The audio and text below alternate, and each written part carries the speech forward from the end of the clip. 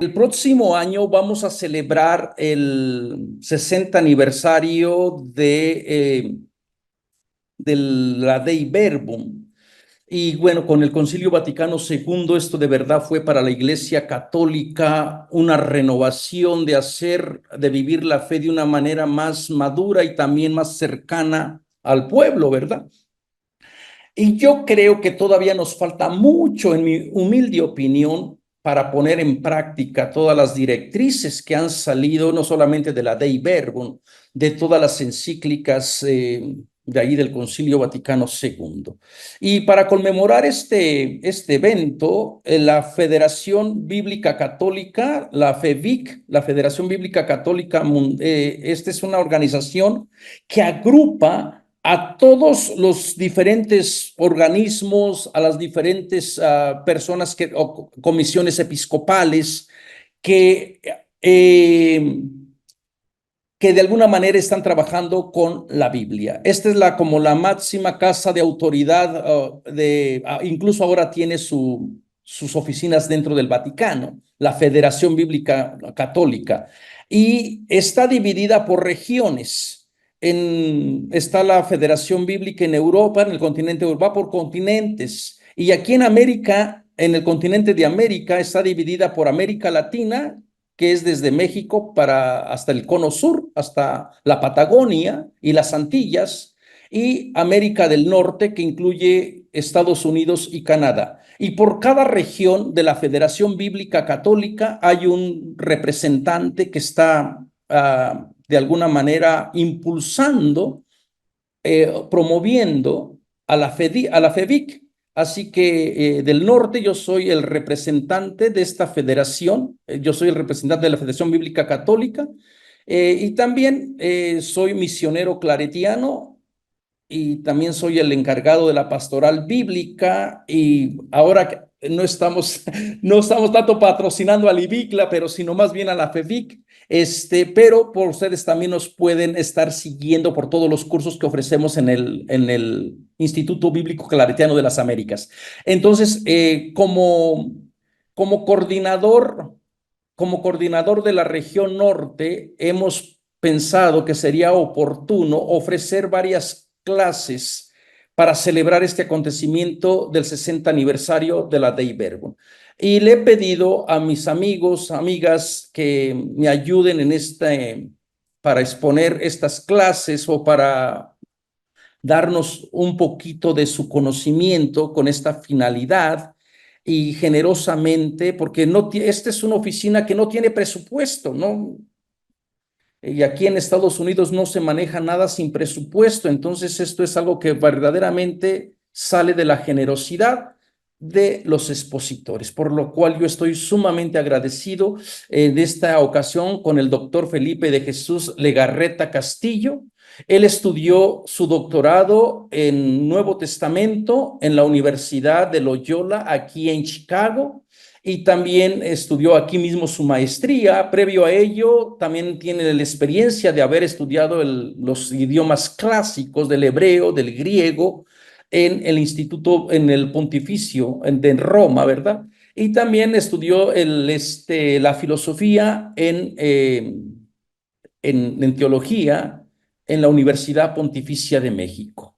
Él es originario de Chihuahua y bueno, es un buen hermano que hemos colaborado en varios proyectos y que siempre está dispuesto para ayudarme.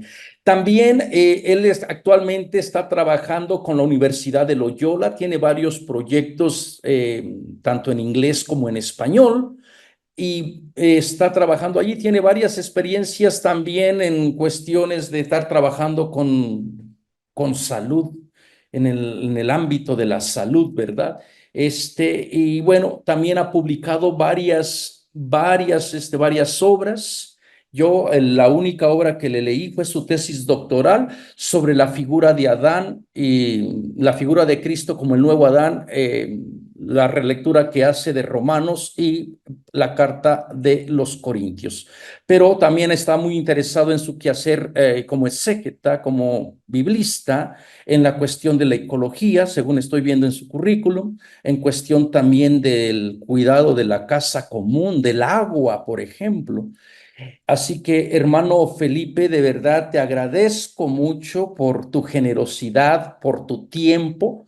Eh, Vamos a ofrecer estas mismas clases en inglés el jueves, ¿verdad? Y así vamos a estar, vamos a estar alternando. Pero entonces, no me queda más que agradecerte por tu generosidad, por tu tiempo y bueno, porque como les dije, no tenemos ningún presupuesto para darles una donación y tampoco me gustaría decirles te voy a pagar con una estampita porque esto es muy católico de querer pagar con estampitas o con una oración. Yo sé que tú lo haces de corazón y de verdad te lo agradezco por la amistad que nos une y esa es una manera para demostrarle también al pueblo norteamericano que tienen una mentalidad sumamente capitalista de que todo lo ponen en presupuesto, que sí es posible ser generoso y dar de corazón a favor de nuestro pueblo, para que la palabra de Dios esté al servicio de esta gente que nos escucha de todas partes de América Latina, sin cobrarles ninguna donación, para no lucrar con el evangelio. Bienvenido, hermano, y gracias nuevamente por tu generosidad. Muchísimas gracias, Manuel, y muchísimas gracias a todos los que se están conectando con nosotros esta tarde. Eh, no sé si Félix, si puedo compartir mi pantalla para comenzar un poquito con la presentación. Sí, sí ¿Sí? puede compartirla. Ok, gracias. Ok, ok. Nada más confirmando si están viendo las slides, ¿los pueden ver? Sí, sí, doctor. Sí, gracias. Bien, antes de pasar con la presentación, pues como pueden ustedes ver aquí en el título, y ya como lo ha presentado el padre Manuel, es con ocasión del 60 aniversario de la Dei Verbum, ¿sí? Entonces, por un lado, y por otro lado, me encantó el título que han propuesto, que han sugerido para esta presentación, Peregrinos de Esperanza, porque por un lado esto conecta con el sínodo que está concluyendo ya el próximo mes en Roma, y segundo, conecta con la esperanza, porque es precisamente el tema del año jubilar que comienza en diciembre. El Papa Francisco escribió este documento que se titula en latín Spes non confundit, la esperanza no defrauda, de Romanos 5, precisamente para lanzarnos hacia el futuro como iglesia, como humanidad, como familia humana, con un sentido profundo de esperanza, peregrinos de esperanza, ¿sí? Mi humilde contribución esta noche, es en torno a la Eucaristía y la palabra, ¿sí? La palabra de Dios. Y me voy a concentrar sobre todo en la primera carta a los Corintios, ¿sí? Yo sé que en nuestra audiencia, en nuestros hermanos y hermanas que nos acompañan aquí, tienen distintas experiencias pastorales y académicas, entonces ruego a unos y a otros, ¿verdad? Su paciencia, pero también sus contribuciones, preguntas y contribuciones en torno a lo que voy compartiendo con ustedes. Habrá un momento también de preguntas donde podemos compartir lo que pensamos, lo que sentimos, ¿sí? Y quiero introducir este tema, la Eucaristía, sacramento de comunión y solidaridad, ¿sí? Y el término comunión y solidaridad, como algunos de ustedes saben, en griego es koinonia, ¿sí? Y el término koinonia generalmente se traduce como comunión perfectamente. Pero en mis estudios, sobre todo las cartas de Pablo, me encontré de una manera muy interesante que en varias ocasiones, para ser concreto, en Romanos 15 y en Gálatas y también en 1 Corintios 9, no, perdón, 2 Corintios 9, Pablo utiliza el término koinonia para referirse a la colecta que él está organizando en favor de los pobres o de los santos de Jerusalén. ¿Sí? Utiliza el término koinonía. Y por eso yo utilizo el término solidaridad. ¿Sí? Pero además, cuando hablamos de la Eucaristía, utilizo el término koinonía como comunión, porque como todos lo sabemos, es uno de los términos que utilizamos para hablar de la Eucaristía como comunión, como la Sagrada Comunión, ¿sí? Entonces, por eso utilizo este término y este título. Repito, la Eucaristía, sacramento de comunión y solidaridad, ¿sí? Y aquí hay una frase clásica entre los teólogos y pastoralistas de Henri de Lubac, ¿sí? Que dice: la Eucaristía hace la Iglesia y la Iglesia hace la Eucaristía. Esta frase ha sido citada innumerables veces, incluso algunos de los documentos oficiales de la Iglesia, ¿sí? La inseparabilidad de la Iglesia y la Eucaristía, ¿sí? Pero reflexionando sobre esta expresión y en el tema que voy a compartir esta tarde con ustedes, quiero compartir esta frase, si ustedes quieren, ¿sí? Llevarse una frase esta tarde, esta noche, sería precisamente esta la que yo quiero compartir con ustedes, ¿sí? La palabra de Dios y la Eucaristía revelan, significan y comunican la gracia de Dios en Jesucristo, el Verbo encarnado. Y esta frase, esta reflexión viene a raíz de la definición clásica del sacramento, ¿sí? Un sacramento es un signo eficaz que significa y comunica la gracia de Dios, ¿sí? Y en mi experiencia personal y pastoral también siempre me ha llamado la atención que al celebrar la Eucaristía, la misa, sobre todo los domingos en las distintas comunidades, como ustedes saben, la liturgia está dividida en dos grandes partes: la liturgia de la palabra y la liturgia eucarística propiamente. Y a mí me llamaba mucho la atención, me llama todavía mucho la atención que mucha gente, cuando va a misa, la primera parte de la liturgia de la palabra, están distraídos o que se están durmiendo, o incluso algunos con celulares, en casos no se dan cuenta de que Dios nos está hablando. Y cuando Dios nos habla, Dios nos comunica su gracia. Quiero enfatizar mucho eso. Al punto que antes del documento del Papa Benedicto, Verbum Dei, yo anhelaba una expresión, una declaración oficial de la Iglesia que dijera precisamente que la palabra de Dios es sacramento, así como los otros sacramentos, sobre todo la Eucaristía. ¿Por qué? Porque la palabra de Dios comunica la gracia de Dios, ¿sí?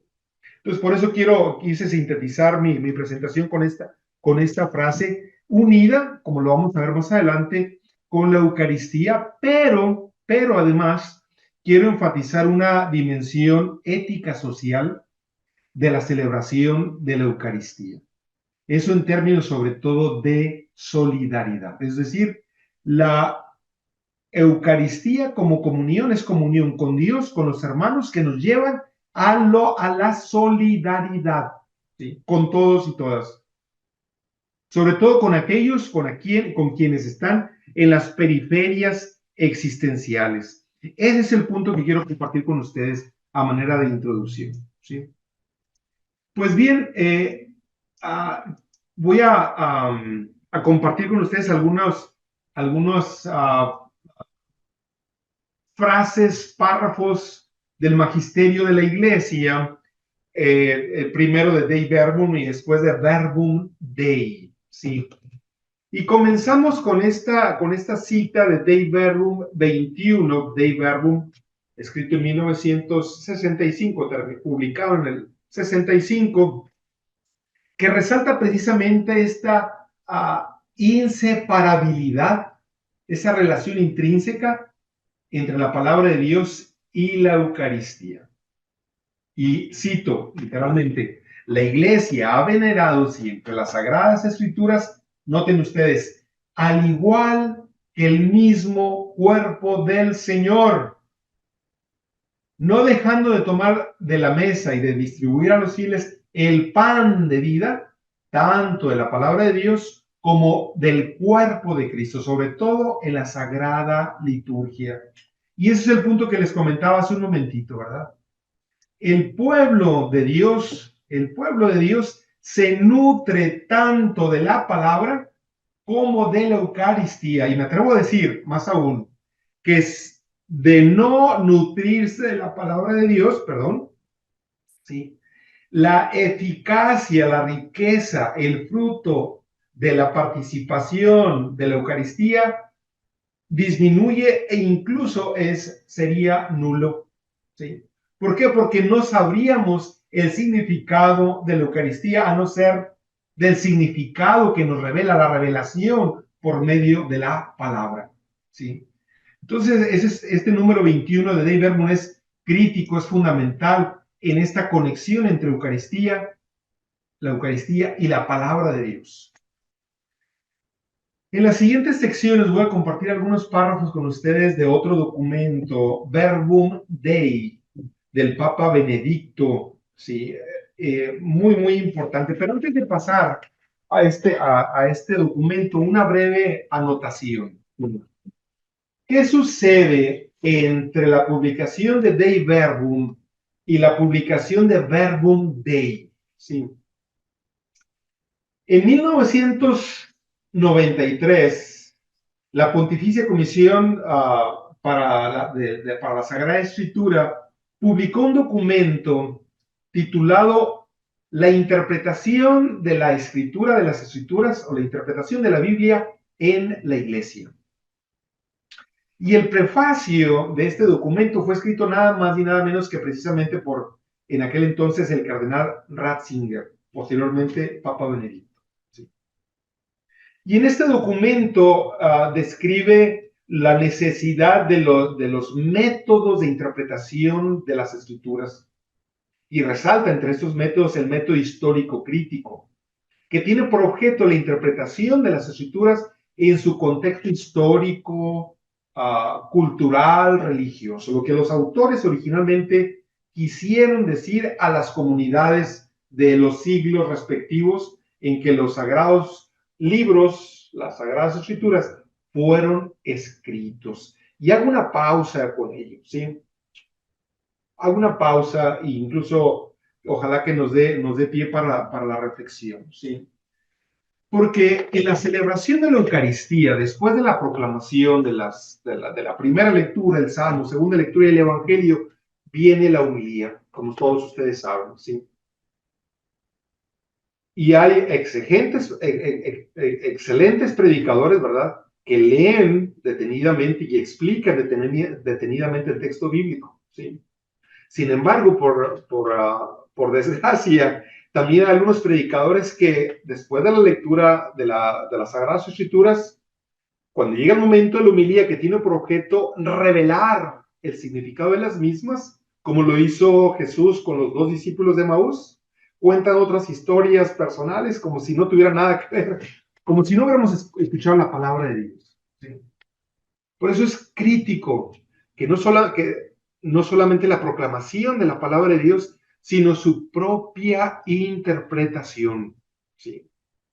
Pero no solamente quedándonos en el pasado, en lo que quisieron decir los autores sagrados, sino también conectándola con nuestra vida cotidiana. Ser ese puente entre su significado original y su implicación contemporánea, lo que nos dice a nosotros aquí y ahora. ¿Sí? Es sumamente importante y eso fue lo que destacan también las limitaciones de los distintos métodos de la interpretación de las escrituras, ¿verdad? Pero enfatiza precisamente la necesidad de leer e interpretar adecuadamente las escrituras en su propio contexto histórico y también atendiendo a su contexto literario.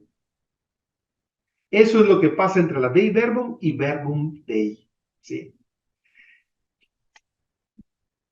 Ratzinger. ¿Qué les puedo decir de Ratzinger? ¿Qué les puedo decir de Benedicto? A ver si no me meto aquí en problemas. Sí, de ninguna manera. Sí, con toda franqueza yo les puedo decir, sí, que Ratzinger, Cardenal Ratzinger, posteriormente el Papa Benedicto, ha sido uno de los teólogos más importantes del siglo XX y del siglo XXI. Y si no es que el teólogo más importante como teólogo, sí.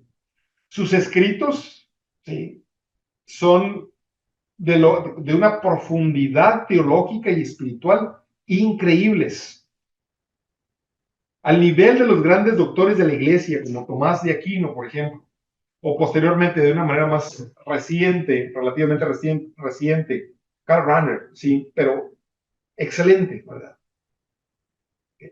Sin embargo, una de los deseos desde mi punto de vista muy personal es la cuestión pastoral, ¿sí? No tan cercano como Juan Pablo II o como ahora lo tenemos con el Papa Francisco, ¿verdad? Sí. Pero como teólogo, repito, uno de los teólogos, si no es que el teólogo más relevante, más brillante de los siglos XX y XXI, ¿sí? Y este documento, Verbum Dei, en muchos sentidos, se lo recomiendo ampliamente, ¿verdad? Sintetiza su pensamiento, ¿sí? Sintetiza, sobre todo en torno a la Sagrada Escritura, ¿sí? Claro, conectado con la liturgia, con la vida de la iglesia, ¿sí?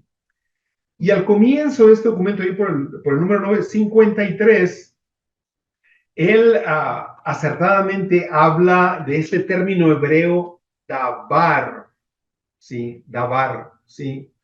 Que significa, literalmente primero significa palabra, pero dabar también significa realidad o bien significa evento. Es un evento, ¿sí? Y eso es muy, muy importante entenderlo porque en la mentalidad semita, ¿sí? En la mentalidad bíblica, no hay ese dualismo como a veces lo encontramos en la mentalidad helenística griega entre el concepto y la palabra o el concepto, palabra y realidad. Y realidad. Aunque en principio el concepto debería expresar la realidad por medio de una palabra, a veces se ha caído en alguna dualidad. Sin embargo, vuelvo a repetir, en la mentalidad bíblica, dabar es tanto palabra como realidad, ¿sí? Como realidad. Por ejemplo, creo que los ejemplos más importantes son precisamente el evento del Éxodo y el evento, el acontecimiento de la Eucaristía. La palabra, y como vamos a verlo un poquito más adelante, sus implicaciones, ¿sí?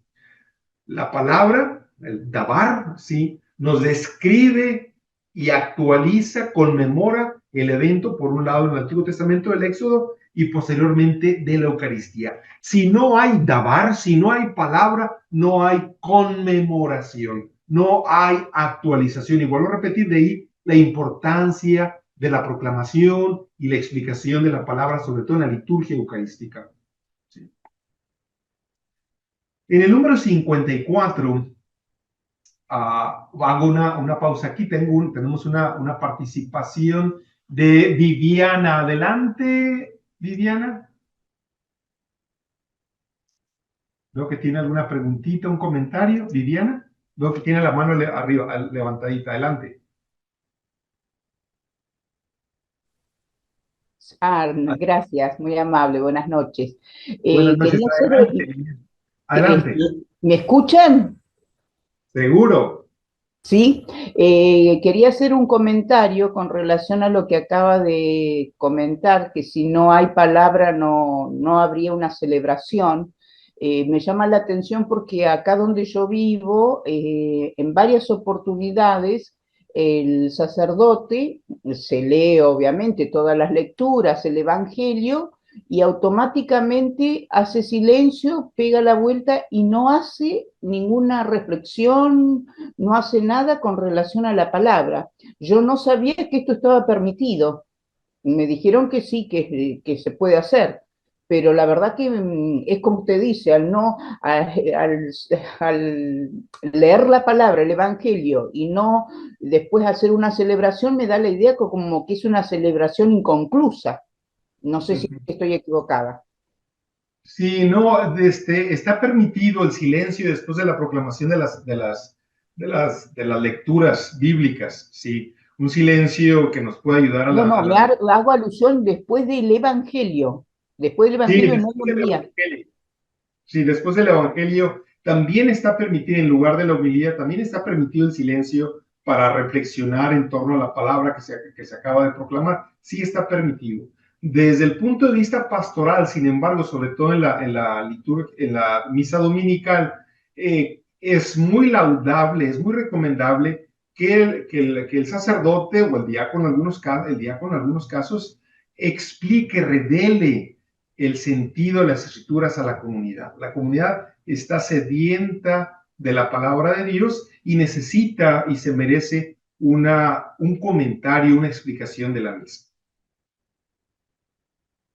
Sí. Ok. Bien, no sé si con ello respondo y para proceder, vamos a tener todavía más tiempo para seguir haciendo comentarios. Les agradezco, ¿verdad? Tengan la libertad de levantar su mano y con todo gusto atendemos a sus comentarios. Bien. Continuando con este documento del Papa Benedicto, Verbum Dei, ahora todavía el número 54, tenemos estos tres párrafos que quiero resaltar, que son muy importantes precisamente en torno a lo que les decía de la palabra dabar, ¿sí? Primero, de una manera genérica, sintetiza que precisamente es esta unidad íntima entre la palabra y la Eucaristía la encontramos en las Sagradas Escrituras, como lo vamos a ver más adelante en el Evangelio de Juan, capítulo 6, y luego de una manera más explícita, más sistemática, Lucas 24. Pero esta relación entre palabra y Eucaristía sigue siendo confirmada a lo largo de los siglos, tanto por los padres de la Iglesia hasta el Concilio Vaticano II, y obviamente después en este documento del Papa Benedicto. Hablando primero de este primer pasaje que vamos a seguir comentando más adelante, Juan 22:35, es el famoso discurso del pan de vida. ¿Sí? Ustedes habrán escuchado, de hecho hace un par de semanas estuvimos leyendo este pasaje, ¿verdad? Primero es la multiplicación de los panes, ¿sí? Y luego la explicación que Jesús hace de esa señal. Incluso ustedes recordarán que Jesús, la gente sigue a Jesús y luego Jesús les dice, ustedes me siguen porque se han hartado de pan, ¿sí? Y después les hace una explicación del significado del pan, ¿sí? Y esta explicación que encontramos en el discurso del pan de vida en Juan 22:35, conecta el significado del maná, lo encontramos en el libro del Éxodo, ¿sí? Que posteriormente fue conectado e interpretado como la Torá. En otras palabras, el maná, el pueblo de Israel, del que el pueblo de Israel se alimentó en el desierto, eventualmente es interpretado por la misma tradición bíblica como la Torá, esto es, como la palabra de Dios que da vida. Lo encontramos en el Salmo 116, en Proverbios 9:5. Quiero enfatizar esto una vez más. Ya desde el Antiguo Testamento, ¿verdad? En el judaísmo, ¿sí? El maná es interpretado como la Torah, la palabra de Dios, sobre todo la primera sección del Antiguo Testamento, que es el Pentateuco, ¿sí? La Torah es el pan que alimenta al pueblo, ¿sí? Al pueblo de Israel. Más adelante lo podemos ver, por ejemplo, en el caso del Evangelio de Juan, tenemos estos dos pasajes. Primero en el capítulo 1, que es el prólogo, y después propiamente en el capítulo 6 del que estamos hablando. ¿Sí? En el capítulo 1, en el prólogo, se nos habla precisamente de que el Logos se hace carne y habita entre nosotros. ¿Sí? Y esto lo interpreta Benedicto lo implica, lo conecta con el misterio pascual, ¿sí? El Logos, la encarnación del Logos, de la palabra eterna de Dios, se hace carne y lo conecta precisamente con este maná del que estamos hablando anteriormente, ¿sí? Porque el Logos se nos hace alimento. El Logos, vuelvo a repetir, significa palabra, ¿sí? Es la palabra de Dios que se nos hace alimento, ¿sí? Posteriormente, ya continuando en el número 55 de Verbum Dei, continúa explicando Benedicto, la palabra de Dios leída y anunciada por la iglesia y la liturgia conduce al sacrificio de la alianza y al banquete de la gracia, es decir, a la Eucaristía. Bueno, noten ustedes esto, ¿verdad? La palabra conduce a la Eucaristía. Sí, la palabra nos conduce a la Eucaristía. Por eso, palabra y Eucaristía se pertenecen tan íntimamente que no se comprende la una sin la otra. Y aquí resalto, la palabra de Dios se hace sacramentalmente carne en el acontecimiento eucarístico. Por eso no podemos tener una sin la otra. Además, cuando pasamos al segundo momento, la Eucaristía nos ayuda a entender la Sagrada Escritura, así como la Sagrada Escritura a su vez ilumina y explica el misterio de la Eucaristía. En efecto, dice Benedicto, sin el reconocimiento de la presencia real del Señor en la Eucaristía, la comprensión de la Escritura queda incompleta. Y aquí está el ejemplo precisamente que también nosotros conocemos, el pasaje de Lucas 24, los dos discípulos de Emaús, ¿sí? Que van de Jerusalén hacia Emaús, desconsolados. Jesús sale al encuentro, les pregunta qué les pasa. Ellos le responden lo que ha sucedido, ¿verdad? ¿Acaso tú eres el único forastero que no sabe lo que ha sucedido en Jerusalén? Ya les pregunta como si no supiera Jesús lo que le ha pasado a él. Y luego les dice, qué duros de corazón para entender las escrituras en todo lo que se refería a él. Y comenzando con la ley y los profetas, ¿sí? Les fue explicando, les fue abriendo. Y ahí se utiliza precisamente el término homilía, sí, el término griego homilía, ¿verdad? Que apunta precisamente a esta explicación. El abrir o el revelar las escrituras. No basta la lectura, sino su propia explicación. Entonces, es la proclamación de la palabra, primero. Segundo, su interpretación o su explicación, lo que Jesús hace con estos dos discípulos. Y luego ya llegando al pueblito, ¿verdad? Finge Jesús pasar de largo, lo invitan a quedarse y es justo en la fracción del pan donde se les abren los ojos, lo identifican, ¿sí? Cuando van estos con los apóstoles, conectan no solamente con la fracción del pan, sino con las escrituras, una y otra, ¿sí? Entonces, aquí tenemos esta dinámica que encontramos en Lucas 24, que ilustra precisamente cómo hemos de celebrar la Eucaristía.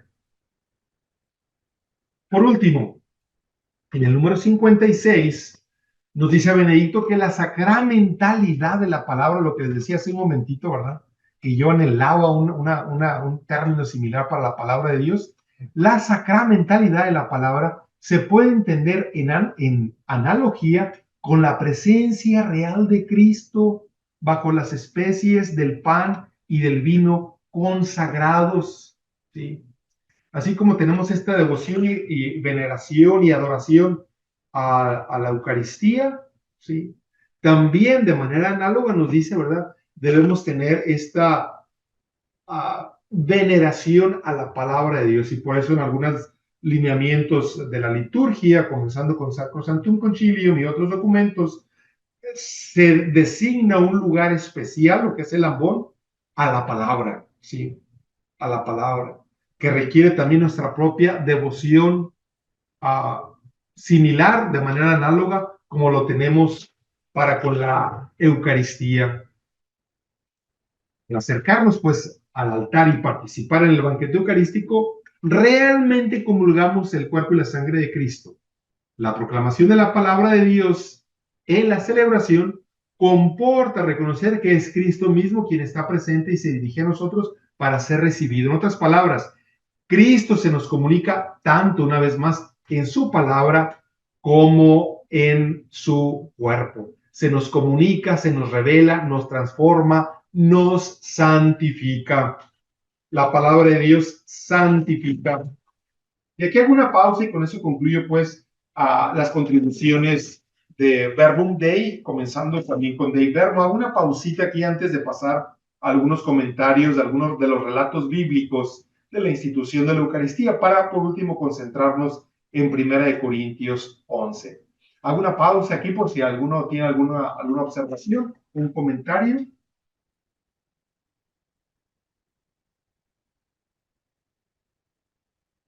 Pueden levantar la mano, simplemente pueden tomar el micrófono.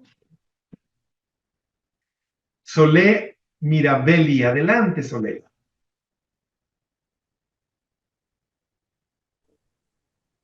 Adelante. Hola, buenas noches.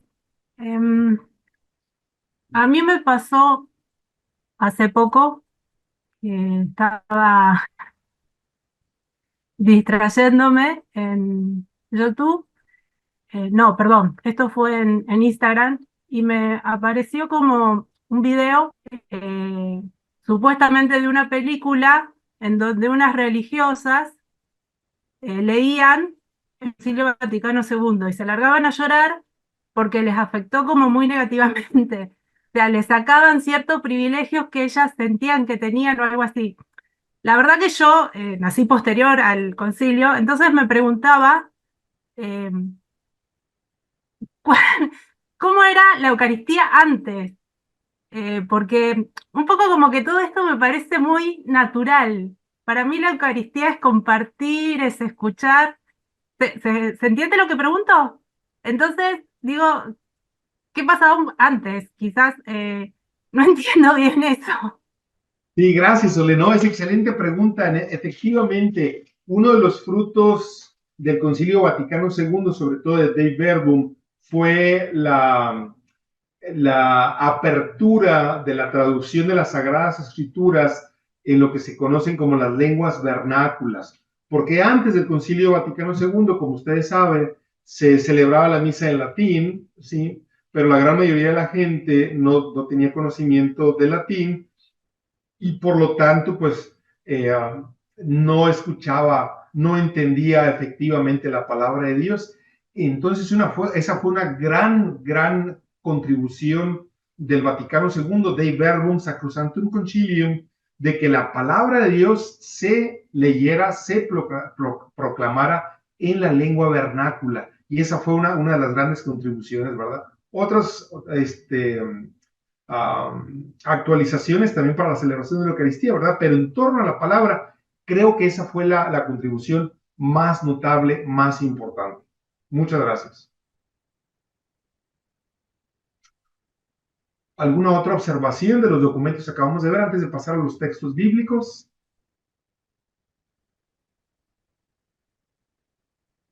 Bien. Bien, enseguida voy a compartir con ustedes también solamente los pasajes, ¿verdad? Ustedes también ya los conocen. ¿Ok? De la institución de la Eucaristía. Aquí está todo, les comparto el texto completo, no lo vamos a leer totalmente, solamente resaltar algunos aspectos, ¿sí? El primero de ellos y el más antiguo, en el Antiguo Testamento, viene del texto que vamos a analizar más adelante, vamos a comentar de 1 Corintios 11, 23 al 26, ¿sí? Y ese que es muy similar con otro pasaje que vamos a ver más adelante del Evangelio de Lucas, que el padre Fitzmayer lo identifica con la tradición antioquena. Son dos tradiciones en torno a la institución de la Eucaristía, según Fitzmayer. Una es la tradición antioquena, es decir, una tradición asociada con la ciudad de Antioquía, y la otra con Jerusalén. Sí. Este primer pasaje, quiero resaltar dos aspectos que encontramos primero aquí en el capítulo 11 y posteriormente en el capítulo 15. Sobre todo la fórmula de apertura. Yo recibí del Señor lo mismo que les he enseñado. Eso es muy, muy importante, ¿sí? Las dos piezas de tradición cristiana más antiguas y más importantes son precisamente la institución de la Eucaristía y la tradición sobre la muerte y resurrección de Jesús que encontramos también en 1 Corintios en el capítulo 15. Y Pablo utiliza, escribiendo a los Corintios, utiliza esta fórmula. Yo recibí lo que les he transmitido en las dos ocasiones, para la Eucaristía como para la muerte y resurrección de Jesús. Esto significa que estas son dos piezas de tradición cristiana antiquísimas. Sí, probablemente sean las fórmulas más antiguas de fe que nosotros encontramos en el Nuevo Testamento y en toda la tradición cristiana, de hecho. Sí.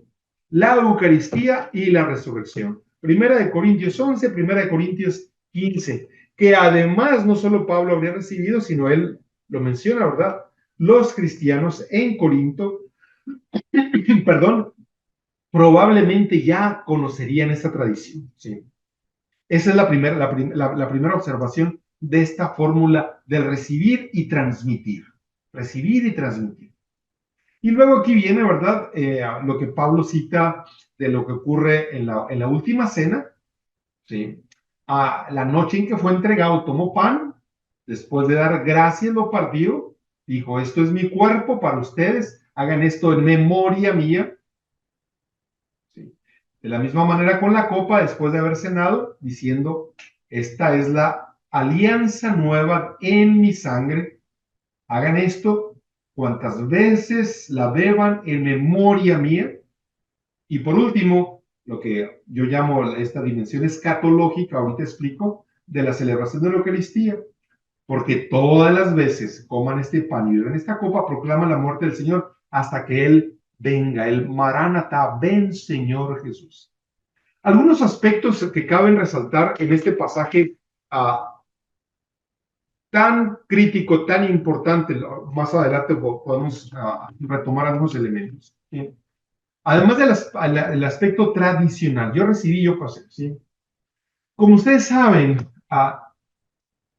necesitamos entender la última cena de Jesús en el contexto primero de otras cenas y comidas que Jesús tuvo con sus discípulos, con sus apóstoles, con pecadores, con toda la gente, ¿sí? Pero particularmente lo entendemos en el contexto de la celebración de la cena pascual. Jesús, como judío, celebraba la cena pascual cada año, ¿sí? Ciertamente en la última cena, este giro, esta plenitud, relacionándolo con su propia vida y con su propia muerte. ¿Sí? ¿Qué hacían? Son muchos los elementos, ciertamente no nos podemos detener aquí en explicar todos los elementos de la cena pascual judía, sí. Pero quiero resaltar los siguientes para ilustrar una vez más la relación entre la Eucaristía y la palabra, ¿sí? Esta expresión que encontramos en los evangelios sinópticos y ahora aquí en Pablo, en 1 Corintios, ¿sí? Cuando dice, tomó pan y después de dar gracias, es la berecá, dar gracias. ¿Por qué creen ustedes o de qué creen ustedes que daría gracias los judíos durante la última cena? ¿Qué es lo que hacían ellos? Los judíos daban gracias a Dios precisamente por la obra de la salvación, sobre todo relacionado con el Éxodo, ¿sí? Dar gracias por la salvación, ¿sí? Esta breve expresión, dar gracias, sintetiza, podríamos decir nosotros, la lectura del libro del Éxodo o de la Torá, ¿sí? De la salvación, de los eventos de la salvación, ¿sí? Y es lo que hacían los judíos, y hasta la fecha hacen los judíos en la cena pascual. Y Jesús mismo, con esta frase, también recapitulaba y daba gracias a Dios, la bereká, por la salvación que Dios había manifestado en favor de su pueblo y ahora precisamente en la persona, en el misterio de Jesús. Entonces, la berecá, la acción de gracias, no nada más dar gracias, son gracias por el pan o gracias por el vino, claro que es por ello, pero tiene mucho más que ver con eso, es decir, con toda la historia, con toda la obra de la salvación que se lee en la Torá, que se recita en los Salmos, a través de todo el Antiguo Testamento. Esa es la acción de gracias y es lo que nosotros celebramos en la Eucaristía, ¿sí? Con lo que corresponde, a su modo, a la liturgia de la palabra, la acción de gracias, ¿sí? Entonces, tomó pan, después de dar gracias, lo partió y dijo, esto es mi cuerpo. Y luego, la memoria. Hagan esto en memoria mía. Como ustedes saben, la memoria no solamente es un recordatorio, sino es una actualizar. Al conmemorar es traer al momento el acontecimiento de la salvación que celebramos, ¿sí? La memoria. Y claro que más habría que decir de ello, sí, pero de una manera sintética. Lo mismo sucede con la copa, pero ahora enfatiza que esta copa es la alianza nueva que ya encontramos en Jeremías, lo encontramos también en Ezequiel, sí, porque como ustedes saben, el pueblo de Israel muchas veces rompió la alianza, pero ahora, sí, con Jesús, sí, se establece esta alianza nueva, pero en su sangre, esto es, en su muerte, sí. Y también la petición, ¿verdad? El mandato de hacer esto en memoria mía. ¿Sí? Hagan esto en memoria mía. Quédense con esta preguntita porque lo vamos a ver al final. ¿Qué significa esto? Sí, vamos a ver un poquito más adelante. Y por último, la dimensión escatológica, es decir, lo que apunta hacia el final de los tiempos con esta expresión, ¿verdad? Proclaman la muerte del Señor hasta que Él venga. Ustedes recuerdan, cuando celebramos la Eucaristía después de la consagración, ¿sí? ¿Qué decimos? Proclamamos tu muerte. Y luego, ¿qué más decimos después de la consagración? Y luego la expresión, ven Señor Jesús. ¿Sí? Ven Señor Jesús. Ahí está, ¿sí? Después de la consagración, precisamente le decimos al Señor, Maránata, ven Señor Jesús, que más adelante continúa en la sección del Padre Nuestro, venga a nosotros tu reino, ¿verdad? Es también una prolongación de esta dimensión escatológica, deseando y anticipando la venida del reino de Jesucristo. De manera similar, tenemos el Evangelio de Marcos con los mismos elementos y con algunas variantes, ¿sí? Pero también tenemos el pan, sí, tenemos la copa, también tenemos la expresión de la alianza nueva, ¿sí? No me detengo en ello, ¿sí? De igual manera lo tenemos en Mateo, que junto con Marcos, les decía hace un momentito, representa la tradición jerosolimitana de Jerusalén, ¿sí? ¿Ok? Y por último, la tradición de Lucas, una vez más asociada con Pablo, ¿sí? ¿Sí? Noten ustedes también que estos enfatizan la dimensión escatológica, ¿sí? No beberé más del fruto de la vida hasta aquel día cuando lo beba de nuevo en el reino de Dios. Y luego en Mateo, hasta aquel día cuando lo beba de nuevo con ustedes en el reino de mi Padre, con esta variante. Y por último, Lucas, esa es la copa, esta copa es el nuevo pacto o alianza que es derramada por ustedes. Aquí en este caso, ¿verdad? Tenemos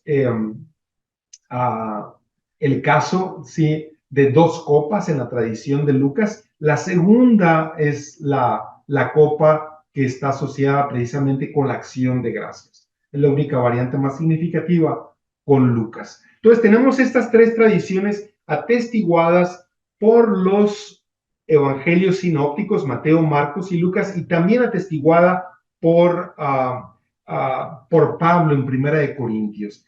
¿Qué pasa con Juan? Sí, Juan no nos describe la última cena en los términos de los sinópticos. Tiene un discurso muy largo que comienza en el capítulo 13, ¿verdad? Tiene el lavatorio de los pies, pero no es sino en el contexto del pan de vida en el capítulo 6, donde el evangelista hace una interpretación eucarística de la multiplicación de los panes. Sin embargo, quiero comentar de una manera muy breve el mandato que Jesús les da a sus discípulos después de que les lava los pies a sus discípulos, de que hagan eso, ¿sí? También el hacer eso, como una expresión de servicio, ¿sí? Lo vamos a conectar hacia el final de mi reflexión, ¿sí? Entonces, en resumen, Juan no describe la última cena en los términos pascuales, como lo hacen los sinópticos, pero la interpreta esto en el capítulo 6, en el contexto de la multiplicación de los panes, en el discurso del pan de vida. Y aquí tenemos entonces, en resumen, lo que tenemos en torno a la institución de la Eucaristía en el Nuevo Testamento. ¿Okay? ¿Alguna pausa aquí antes de pasar, otra pausa breve, antes de pasar a un comentario más detenido en 1 Corintios 11? ¿Alguna observación, algún comentario que ustedes quieran compartir sobre lo dicho hasta ahora?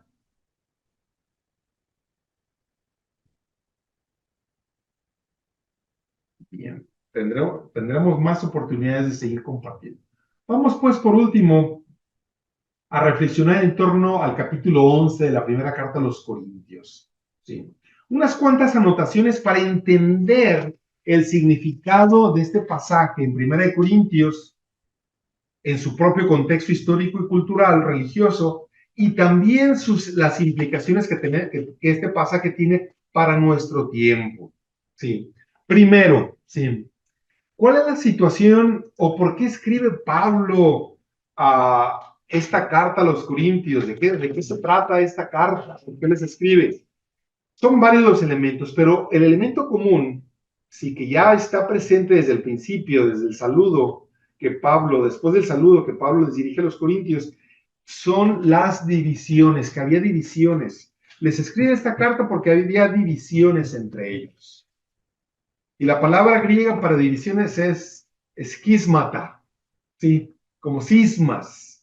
No cualquier tipo de divisiones, cismas. Y había divisiones dentro de la comunidad cristiana en Corinto. Y por eso les escribe Pablo, ¿verdad? Divisiones por distintos motivos, ¿verdad? Por cuestiones de liderazgo. Yo soy de Pablo, yo soy de Apolo, yo soy de Pedro, yo soy de Cristo, ¿sí? Así como también por cuestiones éticas y morales, ¿sí? Y también por cuestiones culturales, religiosas, como la comida a los idolotitos, esto es comida ofrecida a los ídolos en los templos paganos en Corinto. Divisiones también en torno a la celebración de la Eucaristía. Ya desde entonces había problemas cómo celebraban la Eucaristía, en este caso los corintios, ¿sí? Que lejos de llevar la comunión, era causa de división. Por eso, vamos a ver un momentito, dice, en esto, la forma que ustedes celebran la Eucaristía, en esto no los alabo. En esto no, como ustedes celebran la Eucaristía, yo no los alabo. Entonces les hace una crítica muy fuerte que ojalá que también nosotros la hagamos nuestra en nuestro tiempo, ¿verdad? Sobre todo si en nuestras comunidades locales pequeñitas o a nivel más global todavía seguimos sufriendo y en algunos casos todavía promoviendo divisiones dentro de la iglesia, ¿sí? Dentro de la iglesia. Entonces, por eso es el contexto, ¿verdad? Divisiones, ¿sí?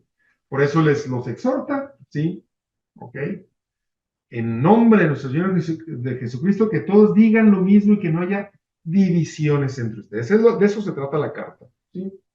Por varios motivos, los idolotitos, por ejemplo, ¿sí? Este nombre un poquito curioso, idolotito. ¿Qué son los idolotitos? Resulta que, déjenme les digo, en Corinto, pues era una comunidad cosmopolita, diversa, ¿sí? Era una comunidad greco-romana, primero griega, después colonizada por los romanos, ¿sí? Entonces había gentiles, había algunos judíos y algunos judíos ya helenizados, era una comunidad muy plural, toda la comunidad de Corinto en general. Y la comunidad cristiana en Corinto reflejaba esta conformación social de la ciudad de Corinto, primero, ¿sí? Y había también una gran diversidad, los estratos económicos, también sociales y económicos en la comunidad de Corinto y en la comunidad cristiana en Corinto también, ¿verdad? Unos que tenían y otros que no tenían. Sí, unos que tenían mucho, otros que tenían muy poquito. Por ejemplo, entre los que tenían, al parecer había un cristiano llamado Erasto, que después se menciona en Romanos, que aparentemente había patrocinado un enlosado ahí al salir allí en Corinto, del teatro de Corinto, ¿sí? Que él pagó por su propia cuenta. Entonces había cristianos que tenían dinero en Corinto, como probablemente Erasto, ¿verdad? Si es el mismo que se menciona muy probablemente en Romanos, ¿sí? Otro elemento de los idolotitos, eso es muy, muy simpático, porque imagínense ustedes, ¿sí? Allí en el centro, en el downtown de Corinto, en la parte, en el corazón de la ciudad, pues había muchos templos a dioses paganos, pero cerca de algunos de estos templos también había mercados. ¿Cuál era la dinámica? Bueno, pues sacrificaban algún animalito, algún dios en el templo, y luego pues se quedaban los sacerdotes por ahí del templo con algo de la carne, lo que sea, pero gran parte era vendida en el mercado. Eso eran los idolotitos, ¿sí? Y luego había esta cuestión que le plantean a Pablo, ¿verdad? ¿Qué pasa si nos invitan a comer y nos presentan esta carne sacrificada a los ídolos? ¿Qué hacemos?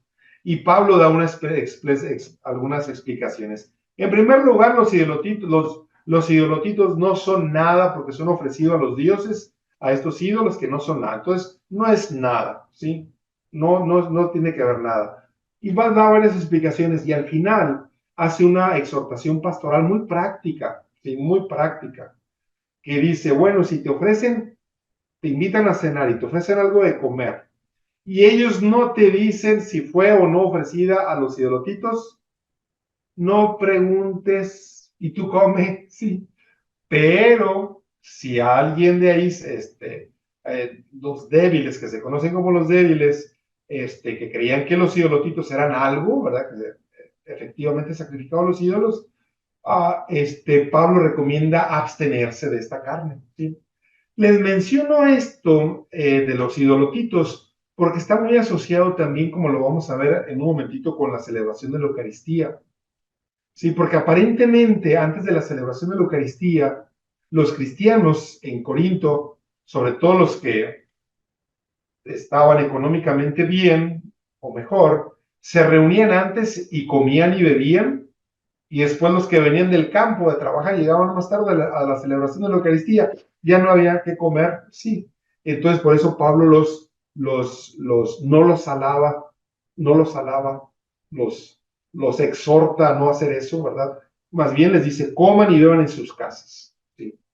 Ese es básicamente el contexto en el que vamos a ilustrar precisamente este pasaje de 1 Corintios 15. Aquí están los términos claves que hemos mencionado ahora, ¿verdad? De koinonía y de cuerpo, ¿sí? Por eso precisamente los exhorta a huir de la idolatría, ¿sí? Ok, primero. Pero después Pablo concluye, si no pueden beber de la copa del Señor y la copa de los demonios, no pueden participar de la mesa del Señor y de la mesa de los demonios. ¿O acaso provocaremos a celos al Señor? ¿Sí? Es lo que los critican. Luego pasa con las cuestiones de las asambleas cristianas, pero entre ellos ahora venimos propiamente la cena del Señor, lo que les he dicho ya varias veces, ¿sí? Cuando empieza a hablar de la forma como celebran la Eucaristía, Pablo les dice, en esto no los alabo, ¿sí? Ya que al reunirse como iglesia para celebrar la cena del Señor hay divisiones, esquísmata, entre bandos y partidos, exacerbando las divisiones socioeconómicas, mientras que unos comen y se emborrachan, otros pasan hambres. ¿Sí? Okay. Y esa es la primera cuestión que quiero introducir aquí. Lo demás ya lo he mencionado hace un momentito, ¿verdad? Precisamente, ya que otro de los términos que utilizamos para hablar de la Eucaristía es comunión. La Eucaristía debe revelar, debe representar, debe promover precisamente la comunión entre los hermanos y las hermanas cuando nos acercamos a celebrar la Eucaristía. Y la pregunta es, obviamente, ¿verdad? ¿Y qué de la palabra de Dios? Precisamente la palabra de Dios, ¿sí?, es la que va apuntando primero las heridas o las divisiones que hay que tenemos en la comunidad, y también la sana, ¿sí? La palabra de Dios precisamente es ese instrumento, este medio, ¿sí?, este vehículo de reconciliación dentro de la comunidad, de sanación. La lectura, la proclamación, la vivencia de la palabra de Dios precisamente promueve la comunión dentro de la comunidad. Okay. Les decía hace un momentito, ya casi concluyendo, para llegar a algunas preguntas, que Pablo apela a la tradición que ya les había mencionado, ¿sí?, recibida y transmitida en capítulo 11, capítulo 15, ¿sí? Y luego describe la fórmula de la cena del Señor que ya hemos presentado, ¿sí? Y Pablo, bueno, recuerda que lo que Jesús hizo en la última cena, quien ejecuta o sigue esta tradición judía en la Pascua de dar gracias recordando las maravillas de Dios. Esto es la lectura de las Escrituras. Por medio de la lectura de las Escrituras, damos gracias a Dios. Damos gracias. Por un lado, conmemoramos, y por otro lado, damos gracias a Dios por la salvación que se hace presente al celebrar la Eucaristía. Ya hemos dicho las palabras: esto es mi cuerpo, hagan esto en memoria de mí. Lo mismo con la copa, es la copa de la nueva alianza en mi sangre, hagan esto cuantas veces la beben en memoria de mí. Y la misma dimensión escatológica que ya he mencionado. Por último,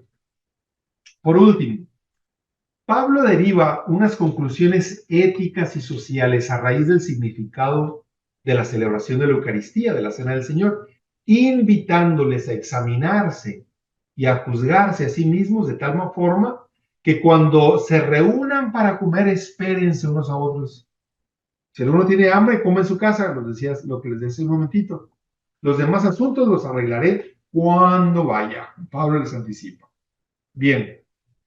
Si este mandato indica especialmente el mandato de realizar este gesto litúrgico, atención, la conmemoración de la Cena del Señor, el mandato también indica el gesto existencial del tomar, partir y repartir a ejemplo de Jesús. Es decir, la Cena del Señor implica imitar la vida de Jesús, que se entrega por nosotros, por los demás.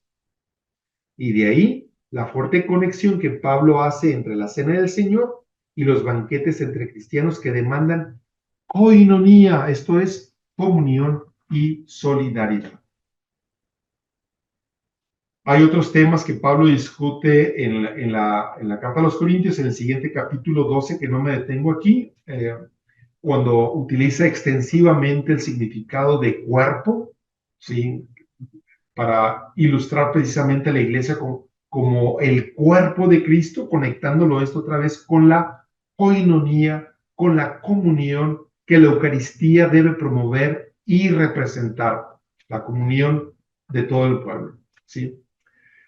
Y por último, les propongo estas preguntas, nada más son propuestas, pero ustedes pueden compartir, preguntar y compartir sobre lo ahora expuesto de mi parte. Son 3 preguntas. Primero, ¿a quiénes va dirigido el mandato? Hagan esto en memoria mía. ¿Y qué significa esto? Así lo ponemos por ahorita, ¿verdad? Y luego, la segunda pregunta: ¿cuáles son los significados e implicaciones de cuerpo? En griego es soma, relacionados con la Cena del Señor y la comunidad cristiana como cuerpo, como soma de Cristo, en 1 Corintios. sobre todo en el capítulo 12. Y por último, ¿cómo podemos expresar y fomentar la coinonía de la iglesia como cuerpo de Cristo al participar del cuerpo y sangre de Cristo en la Eucaristía? Y por supuesto está la pregunta latente con la que hemos comenzado, de la relación entre la palabra de Dios y la Eucaristía. ¿Cómo la palabra de Dios puede revelar el significado de la Eucaristía y cómo la Eucaristía precisamente explica y ejemplifica el significado de las Escrituras? Pues estas son solamente unas pautas de reflexión y ahora les comparto, los invito a expresar sus preguntas y también sus comentarios. Tiene la palabra.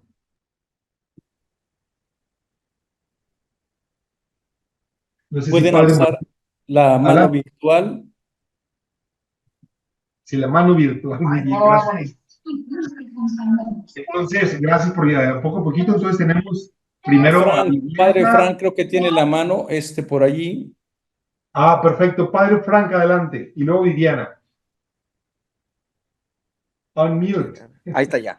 Excelente. Bueno, antes que nada, muchísimas gracias. Saludos para todos. Nada más es muy técnico. ¿Podrías, por favor, poner la penúltima página que nos compartiste, por favor?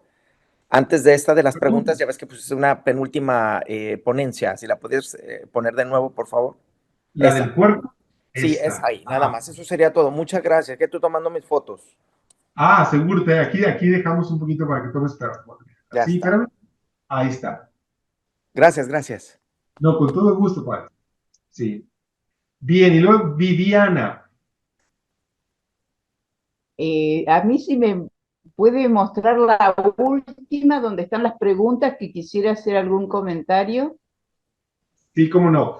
Y también a Félix y al padre Manuel, se está grabando esto, pero hay forma de enviarle. Efectivamente, lo vamos a grabar y lo vamos a poner aquí en el enlace donde se registraron, en el blog de la FEDIC y también en el blog en la página nuestra de Ibicla.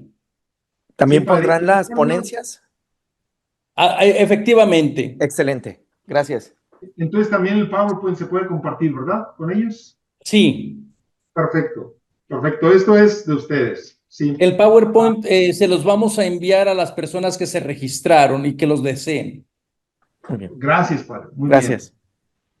bien. Viviana, adelante. Aquí están las preguntas para ti, para todos y para todas. Bueno, en la tercera pregunta, donde dicen cómo podemos expresar y fomentar la coinonía de la Iglesia como cuerpo de Cristo al participar del cuerpo y sangre de Cristo en la Eucaristía. Yo me hago esta pregunta. Si la Eucaristía es comunión y solidaridad, ¿por qué motivo nosotros, yo por ejemplo, no, hay en muchísimas iglesias donde asisto a la misa, solo nos dan el cuerpo de Cristo? ¿Por qué no nos comparten la sangre de Cristo, las dos especies, cuando uno va a tomar la Eucaristía?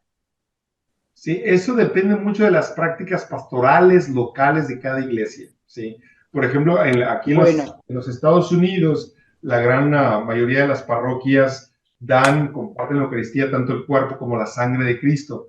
No sé si entre otros motivos, pero puede ser también motivos económicos, ¿verdad?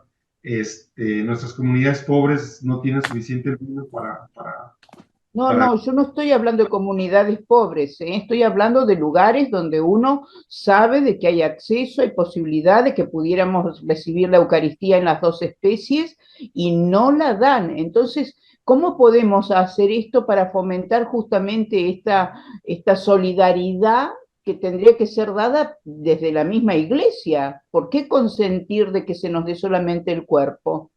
Sí. Yo le exhorto a que hable con el párroco, con el sacerdote, ¿verdad? Y yo pienso que puede haber alguna flexibilidad, ¿verdad? Si tienen los recursos, los medios y también tal vez ministros para dar la comunión bajo las dos especies, yo le recomiendo que hable con el sacerdote, ¿verdad? Con el párroco, solicitando precisamente la comunión bajo las dos especies. ¿Sí? Sí, tal vez lo mejor puede ser. Lo que pasa es que lo hice en alguna oportunidad cuando estaba por recibir la comunión, le pedí al Padre si me podía dar también la sangre de Cristo, y él agarró y me miró medio serio y me dijo, ¿estás segura que lo quiere? Le dije, sí, sí, claro que estoy segura. Entonces, pero le cayó mal. Por eso, a ver, si tuviera que hablar con alguien, no sería solamente con el cura, tendría que hablar con el arzobispo, en la curia, preguntarle a todos, porque acá donde yo vivo, en Bahía Blanca, en Buenos Aires, de Argentina, no hay ninguna parroquia que los padres den a la sangre de Cristo. Y a Sí. mí me parece un egoísmo por parte del sacerdote de que él pueda así disfrutar de las dos especies y no así el pueblo de Dios, que nosotros tenemos sed del Señor también desde la sangre de él. No Sí. sé si me explico, capaz No, que no me estoy definitivamente, expresando bien. pero mi recomendación, mi exhortación permanece la misma. Hablar directamente con el párroco si es necesario con el arzobispo de Buenos Aires. ¿Sí? Juanjo y luego Guillermo. Hola, ¿se me escucha? ¿Seguro? Bueno, Felipe, muchas gracias por este momento, por todo lo que nos estás compartiendo. Yo solamente quería expresar que por ahí este tema de la Eucaristía, y, o sea, tal como nosotros la celebramos en la actualidad, me generan muchas dudas, sobre todo cuando uno tiene un acercamiento a estos textos que estamos viendo. Y por ahí también, hasta por ahí discrepaba por ahí con lo que decía Ratzinger en esto de que uno no puede entender la escritura sin la Eucaristía o no puede entender la Eucaristía sin la escritura, como que hace como que condiciona por ahí el acceso, por decirte, o el entendimiento de la escritura. Y pensaba yo que Pablo, una de lo que vos compartiste es que la diferencia social o de estratos sociales que había en la comunidad de Corintios, en donde unos comían antes, se emborrachaban y después que llegaban después no comían nada o se tenían que codear para agarrar algún pedazo de pan. Entonces yo siempre, eso es algo muy fuerte para mí, o sea, yo siempre pienso en eso porque digo, eso es lo que hoy pasa muchas veces en nuestras comunidades. ¿Por qué? Porque en nuestra comunidad hay gente muy pobre, hay gente muy rica, hay gente... Y la gente rica va a su casa y abre la heladera y tiene llena, come lo que quiere, y la gente pobre vuelve a su casa y no tiene nada para comer, por ahí se toma un cocido, si es que tiene, y se va a dormir con la panza vibrando. Entonces yo digo, ¿será que esta Eucaristía que nosotros hoy celebramos responde a esa necesidad que es compartir un pan, compartir un alimento que si bien nos sacie espiritualmente, también nos sacie corporalmente? Entonces eso yo me cuestiono siempre, eso, Felipe. Sí. Y la tercera pregunta de esto que vos nos compartías, yo pienso que cómo podemos expresar y fomentar la coinonía es teniendo espacios de conversación dentro de esa liturgia. O sea, que uno pueda también expresarle a la persona que tiene sentada al lado qué le pasó en la semana, qué me pasó hoy, cómo está mi salud, qué necesidades tengo, porque yo creo que muchas veces no tenemos ni la posibilidad de compartir nuestras necesidades o de compartir nuestras alegrías, ¿por qué no? Con las personas que tenemos, compartimos ese momento en la Eucaristía, así que eso por ahí pensaba. Muchísimas gracias, Juanjo. Y eso tiene que ver también con la pregunta del significado. Hagan esto en memoria mía, ¿verdad? Porque ciertamente esta expresión hagan esto se refiere al momento litúrgico del cuerpo y la sangre de Cristo, pero recordemos el contexto cuando Jesús celebra la última cena, lo que sucede inmediatamente después de la misa, no, bueno, inmediatamente después de la última cena, va al huerto de los olivos y da su vida, y es, Juanjo, lo que estás comentando, ¿verdad? Que la Eucaristía no se puede quedar solamente ahí en la iglesia, en el templo, ¿verdad? Sino que primero ahí mismo en la iglesia, ¿verdad? Abrir espacios de coinonía, de convivencia, de compartir, pero también que vaya un poquito más allá a los barrios, ¿sí? A los que están enfermos, a los pobres, de llevarles no solamente la Eucaristía, el sacramento de la Eucaristía, sino también un pedazo de pan, literalmente, ¿verdad? Con los pobres, Por eso yo enfaticé desde un principio en el significado de koinonía como solidaridad. Sí, también.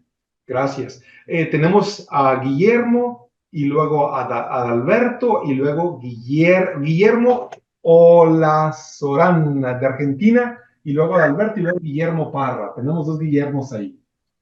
Bien, ¿qué tal? Buenas noches a todos. Gracias por la participación. Excelente la exposición, muy enriquecedora. Con respecto a lo que comentaba Viviana con la cuestión del cuerpo y la sangre, bueno, nosotros tenemos la suerte de que por ahí nuestro párroco a veces nos da la gracia, tenemos la gracia, no la suerte, de que nos da por visión tanto el cuerpo con la sangre. Pero con respecto a eso, de que al recibir el cuerpo o la sangre lo estamos recibiendo en totalidad a Cristo. Efectivamente. Pasa a veces con las personas, por ejemplo, que tienen celiaquía. Nosotros tenemos personas que por ahí tienen celiaquía y no pueden recibir, más allá que ahora hay hostias para celíacos, pero en un momento no había y no podían comulgar con la especie de pan, entonces comulgaban directamente con la especie, bajo la especie del vino, o sea, con la sangre. Así que, pero en nosotros tanto con el vino o con el cuerpo lo recibimos totalmente a Cristo, más allá de que sea uno o el otro. Muchísimas gracias, efectivamente, Guillermo. Enseguida, Adalberto y luego Guillermo Parra. Adalberto, Sí, buenas noches, ¿me escuchan? seguro, gracias. Me escuchan. Bueno, bendiciones a todos y bueno, hermosa la exposición, profesor. Bueno, yo voy al primer punto que ya más o menos uno de los hermanos adelantó, cuando digan, hagan esto en memoria mía.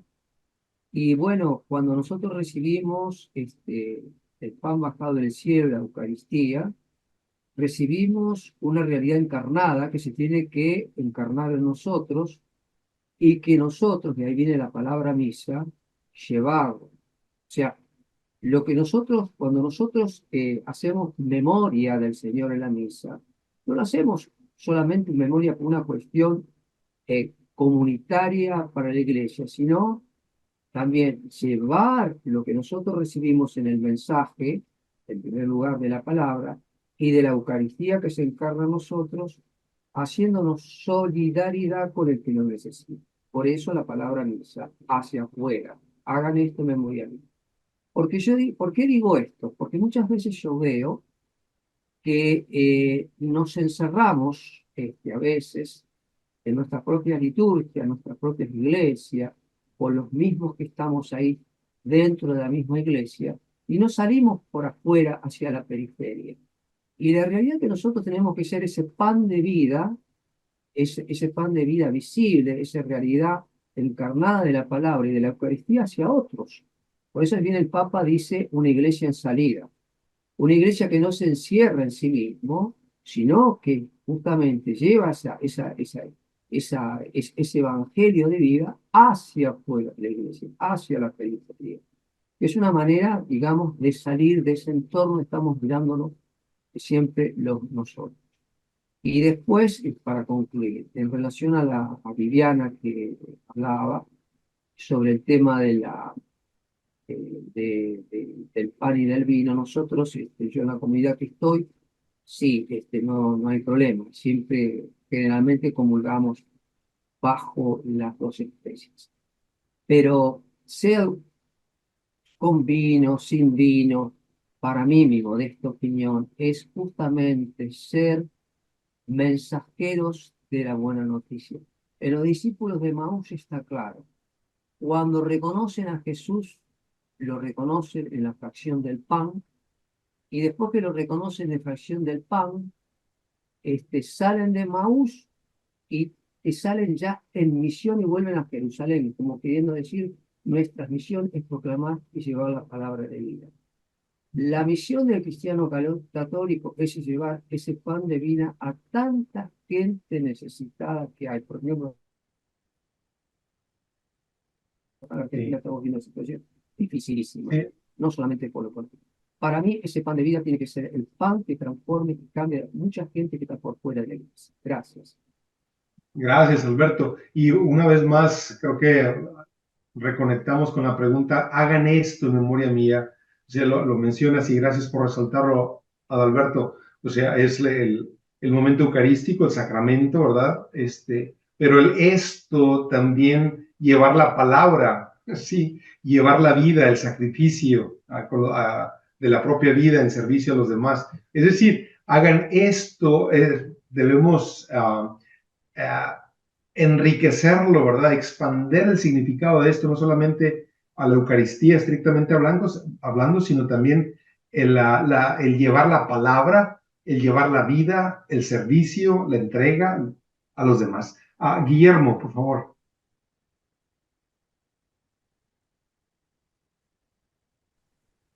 Muchas gracias. Muchísimas gracias por lo que nos ha regalado el día de hoy. Eh, Tengo una duda y un aporte al respecto. La duda es, un poco uno ve como en el texto, uno entiende que, o pareciese que fuera más una fiesta lo que sucedía, porque pues hablan de que algunos se embriagaban, eh, comían, entonces fuese más una fiesta. Y por eso mismo pareciera como si no hubiera, pues no sé si por esa misma pelea de liderazgos, como que si no hubiese un líder. Entonces, me gustaría que me aclarara eso. Sí, bueno, primero eso es una muy buena observación, pregunta. Recordemos que las comunidades cristianas primitivas no se reunían, todavía no tenían las iglesias, los templos, las parroquias, se reunían en casas, en primer lugar. Y la reunión más lógica, según algunos descubrimientos arqueológicos, por ejemplo, precisamente en Corinto o en Éfeso o incluso en propio Roma, sugieren que es que lo más probable es que se reunieran para celebrar la Eucaristía en la casa más grande o en la de las casas más grandes de aquellos primeros cristianos que tenían más espacio. Y las casas más grandes, como lo sabemos, ¿verdad? Pues son de las personas que están económicamente más pudientes. Y lo mismo, de una manera similar, los vecinos de estos, ahora sí que como en nuestros barrios, ¿verdad? Hay barrios ricos, hay barrios pobres, ¿verdad? Entonces, pero son solamente especulaciones porque no tenemos todos los elementos para probarlo, ¿verdad? Pero sí tenemos específicamente en Corinto algunos descubrimientos arqueológicos que sugieren que se habrían de reunir en la parte central de la casa, ¿verdad? Y generalmente la casa de los más pudientes, ¿verdad? Esa es la dinámica que se estaba viviendo ahí, ¿verdad? Y pues llegaban, y esto es mi propia reflexión personal, ¿verdad? Y ya lo mencionaba hace un momentito en mi presentación, los vecinos más ricos llegan primero y comen, ¿verdad? Un poquito, y los más pobres pues vienen de más lejos, me imagino un poquito del trabajo, del campo, esa es solamente especulación, no en el texto bíblico, ¿verdad? Pero muy basado en la propia experiencia de nuestros pueblos, ¿verdad? La gente pobre llega a casa más tarde, ¿sí? Entonces, esa es la dinámica que yo alcanzo a descubrir ahí en esa cuestión. No sé si Guillermo, no sé si responda o conecte con tu comentario o pregunta. Perfecto, muchas gracias. Perfectamente, muy amable. Además, tengo un aporte con respecto a lo de la coinonía, solidaridad. Aquí en Colombia nosotros tenemos una costumbre que me imagino sucede en toda Latinoamérica, y es que hay un canastico en la misa, y ahí se coloca una ofrenda de un mercado, algo que sea para los más pobres. Eh, lo que pasa es que a muchos se nos olvida que eso debemos hacer para ir a celebrar la Eucaristía, y es llevar algo para nuestro hermano que necesita. Eh, pero mucha gente dirá, pero es que yo soy muy pobre, pero uno puede llevar algo. Y me acuerdo mucho de un testimonio de un sacerdote. Aquí hay un alimento que se llama una panela, que se le dice panela, no sé si habrá en otras partes, que es como que se prepara con agua y es dulce. Eh, y en la parroquia, a una familia conocida de nosotros, le dieron una panelita y una librita de arroz. Y con eso vivieron una semana. Y uno muchas veces dice, pero eso con eso nadie, pero hay gente que come con eso. Y muchas veces se nos olvida eso. Muchas Sí, gracias, muy amable. muchas gracias, Nino, por el testimonio. Y sí, creo que hay algunas parroquias que tienen esta práctica también. Nos quedan unos cuantos minutitos.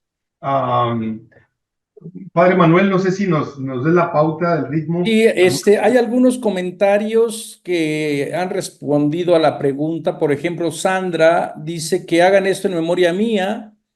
Es recordar su pasión, muerte y resurrección, actualizar actualizar en el presente su sacrificio por mí y por cada uno de nosotros, tener plena conciencia de ello en nuestro cotidiano y manifestarlo en nuestras acciones. Por lo tanto, el mandatum va dirigido a todos. Sí, excelente. ¿Quién hace esta contribución? Sandra Rollito. Gracias, muchísimas gracias, Sandra. Exactamente, exactamente. El esto mucho más enriquecido, ¿verdad? Más allá. Sí. Padre Nelson, adelante. Gracias. Primero que todo, quiero agradecer el aporte tan importante que nos hace para algo fundamental de nosotros los cristianos, la Eucaristía. Me gustó la primera parte cuando tú decías que la palabra es Cristo mismo que se nos da, ¿no es cierto? Y para mucha gente es más fundamental comulgar, o sea, la segunda parte, la consagración, y ahí se pierde la riqueza de la primera parte, que es la palabra. Y resulta que esa palabra es justamente el hacer la memoria del Señor. Y hacer la memoria es justamente esa solidaridad con el leproso, ese buen samaritano con el caído, esa capacidad de consolar. Entonces, hacer la memoria es justamente toda esa primera parte que a veces no le prestamos atención y que ahí está como nuestro compromiso, nuestra comunión, nuestra solidaridad. Entonces, por eso esa primera parte de introducción me pareció genial y lo agradezco y quería pues compartirlo. Sí, gracias, padre. Sí, y en lo muy personal, yo por eso enfatizo precisamente eso, ¿verdad? Lo vemos a menudo en misa, ¿verdad? Que la gente les decía al principio, ¿verdad? Se distrae en la liturgia de la palabra y nada más se acerca después a la comunión, pero necesitamos rescatar esta parte y por eso esta reflexión y conexión entre la palabra de Dios y la Eucaristía con ocasión del 60 aniversario de la Dei Verbum, aunque Dei Verbum, Vaticano II en general ha abierto muchas posibilidades para enriquecer nuestra vida, nuestra fe, nos falta todavía mucho a nosotros por realmente ejecutar o abrazar y desarrollar todas las oportunidades de nuestra fe, ¿verdad? Sobre todo en torno a la lectura, la proclamación, la explicación de la palabra. Padre Manuel. Bueno, yo creo que la aportación que hace el padre Nelson debería ser la solidaridad total con las personas que lamentablemente a veces la misma liturgia o nosotros excluimos del cuerpo de Cristo, ¿verdad? Porque a veces convertimos la Eucaristía como algo que los que son dignos y los que no son dignos. Bueno, yo creo que por allí este aporte del padre es muy, muy valioso. Miren, si no tienen algunas preguntas, me gustaría dar algunos avisos. Si ya no hay ningún aporte, antes de comenzar con los avisos. ¿Sabes, padre? Si me permites un aviso, Claro que sí. nada más brevemente, y de hecho, uno de mi trabajo en la Universidad de Loyola, estoy coordinando una maestría bilingüe en línea y tengo estudiantes de todos Estados Unidos, es en español, es en línea, y también algunos estudiantes de Latinoamérica. Les voy a compartir la liga por si alguien está interesado, con todo gusto, y ahí mismo en esa liga tienen mi información personal para quien esté interesado en hacer esta maestría en línea. A ver, déjame ver cómo lo hago aquí. en el Puedes chat. mandarnos, o puedes mandársela a Félix para que comparte la publicidad si aquí ya la tienes. Sí, gracias. Sí, nada más compartirla con toda la comunidad que nos hizo el honor de estar esta noche compartiendo con nosotros. Con todo gusto, ahí está, les digo la información de la maestría y también mi contacto personal por si hay algunas preguntas, contribuciones. Estoy para servirles de todo corazón. Gracias, padre. Adelante. No, no, gracias a ti. Y yo creo que esa es una de las riquezas que estamos viendo ahora, de que antiguamente la gente decía, no, es que no hay manera de formarnos. Hay muchos medios para formarnos actualmente, con estas clases que son a nivel universitario y que pues, las hacemos posible para ustedes, justamente para madurar nuestra fe, nuestro compromiso, nuestra entrega. Así que muchas gracias al doctor Felipe por este tiempo tan generoso que nos ha dado. Tienen ahí la información para las personas que quieran seguir profundizando la maestría. Nosotros también en el Instituto Bíblico tenemos un diplomado en Biblia, únicamente dedicado a Biblia solamente. Y bueno, a través del curso litúrgico vamos ofreciendo diferentes cursos. Félix, puedes preparar el curso que viene la próxima semana mientras. Miren, hay muchas personas que me están mandando el correo, nos están mandando su correo, que les mandemos ahí la información. Les vamos a mandar la información al correo con el cual ustedes se registraron. Para nosotros es imposible estar mandando un correo personal a cada persona, ¿verdad? Si no se han registrado con ese correo, si el correo con el cual ustedes se registraron para esta clase ya no funciona, por favor vuélvanse a registrar y les vamos a enviar el día de mañana a más tardar esta ponencia y el material que generosamente el doctor Felipe nos ha permitido compartir. Así que por favor, manden su correo o esperen el día de mañana. También, como les decía, la próxima semana vamos a tener esta semana, toda una semana dedicada al Jesús histórico con el doctor Ariel Álvarez Valdés. Probablemente algunos de ustedes lo conozcan. Él es de Argentina. Él tiene una fundación que se llama Diálogos y su quehacer, su preocupación como biblista es divulgar los acontecimientos, los acercamientos bíblicos al pueblo, a la gente laica. Así que vamos a poner este curso, que también es gratuito. Ya tenemos ¿cuánta gente tenemos inscrita para este curso, Félix? Ya le digo, padre, voy a buscar el dato exacto. Tenemos como 1000 y tantos, yo creo, si no me equivoco. Sí, sí, tenemos 1500 personas ahorita. 1500 personas, la verdad que vale la pena ir profundizando. A muchas personas a veces como que nos da miedo decir, ay, es que yo ya tenía esta idea de lo que era mi fe, lo que era la Biblia, y como que a veces nos volvemos perezosos bíblicamente hablando. Defendemos la Biblia, pero a veces ni siquiera la leemos. Nuestra tradición católica siempre ha tenido la palabra de Dios.